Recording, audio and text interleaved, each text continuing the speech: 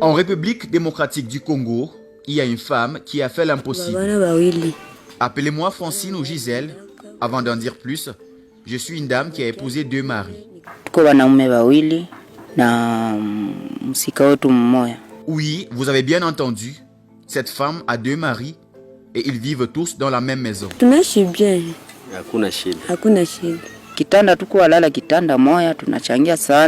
Ce n'est généralement pas la culture des habitants de cette région et de ce pays en général. Alors, qu'est-il arrivé à Gisèle?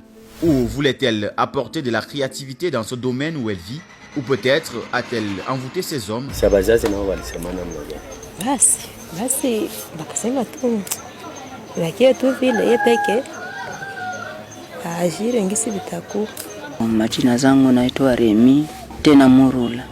Je m'appelle Rémi Mouroula. Cette femme est la femme de nous 2. Je m'appelle Albert Gerlas. J'ai eu un enfant avec elle, bien que lorsque je l'ai rencontrée, elle avait 2 enfants et vivait avec eux.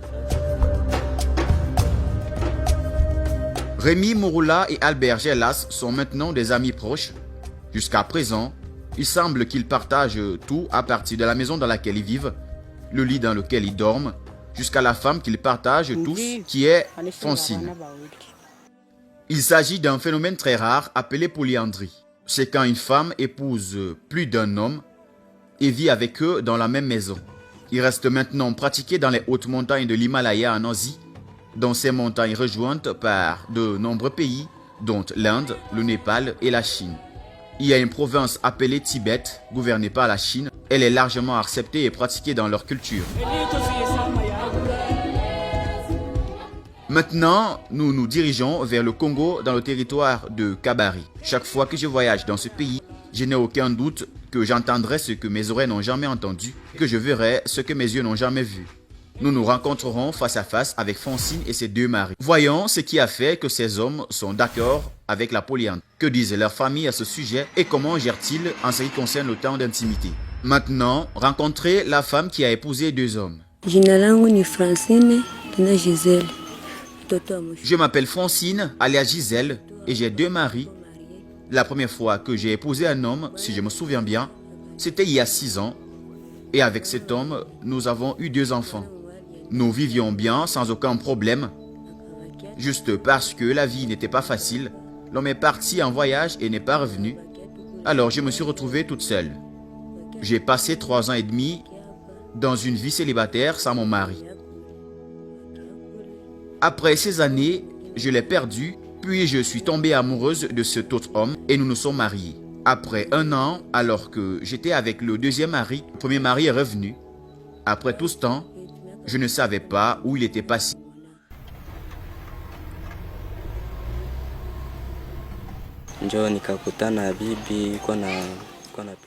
J'ai rencontré cette femme quand je travaillais dans l'industrie minière, puis nous sommes tombés amoureux et avons fini par vivre ensemble. Après notre mariage, elle a commencé à me dire comment elle avait un autre mari et comment cet homme l'avait laissé en disant qu'il allait trouver une vie. J'ai senti que je n'avais pas le choix parce que nous étions déjà ensemble depuis que j'avais vécu avec elle sans savoir qu'elle avait déjà un autre homme. Plus tard, son premier mari est revenu d'où il était allé. Quand il est arrivé, il s'est battu pour que je quitte sa femme. Aussi, la femme a demandé de ne pas la quitter. Alors j'ai senti qu'il était nécessaire de rester avec elle.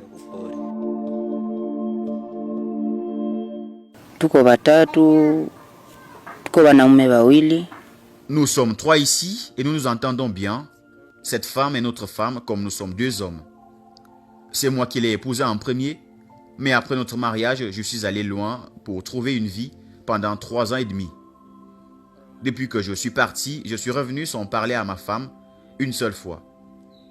Quand je suis revenu, j'ai trouvé ma femme avec un autre homme. Dès que je suis rentré à la maison et que j'ai trouvé ma femme couchée avec un autre homme, j'ai immédiatement demandé: cet homme qui dort ici, est-il votre frère? Un invité, qui est-il? Elle a répondu qu'il était mon mari. Au début, j'ai fait une crise de colère, mais ensuite j'y ai pensé et j'ai réalisé que c'était de ma faute, parce que si j'avais parlé à ma femme, elle n'aurait rien fait de tel. Alors quand je suis devenu agité, j'ai approché mon partenaire et je lui ai demandé de quitter ma maison, et il m'a dit qu'il n'avait nulle part ailleurs où aller. J'ai donc réalisé que je n'avais rien d'autre à faire à ce sujet. Nous vivions dans une maison en tant que 2 maris, une femme et 3 enfants. Nous mangeons à la même table. Quand je vais quelque part et que je trouve quelque chose, je l'apporte et je le donne à ma femme. Mon partenaire fait aussi la même chose.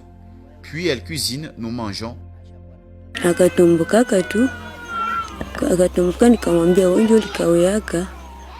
Quand il est rentré à la maison, il a fait du bruit. Alors je lui ai dit qu'il était trop tard pour revenir d'où il était parti. Heureusement, plus tard, il a compris et accepté que nous devrions continuer à vivre ensemble, tous les 3.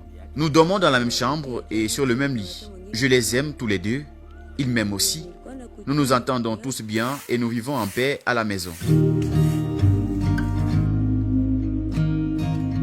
Dans cette maison, les hommes partagent tout le travail et chacun se promène à la recherche de quelque chose pour subvenir aux besoins de la famille. La dame de la maison les aime et les respecte également. Parmi les préoccupations qu'ils ont, il y a qu'ils ne seront pas à mesure de faire la différence entre les 2 et les enfants qu'ils auront avec une femme. Peut-être que la femme sera celle qui connaîtra le père réel. Une fois que j'ai dit à mon partenaire que nous devions séparer les chambres, puis il a dit que ce n'était pas possible. Nous partageons donc tous le même lit. Quand il s'agit de moments d'intimité, l'un d'entre nous doit donner de l'espace à l'autre pour profiter de son temps seul. Parce que nous sommes 2 hommes qui partagent la même femme, c'est la femme qui identifie le père de l'enfant. Ma famille connaît toute ma situation parce que ce sont eux qui m'ont conseillé de me calmer.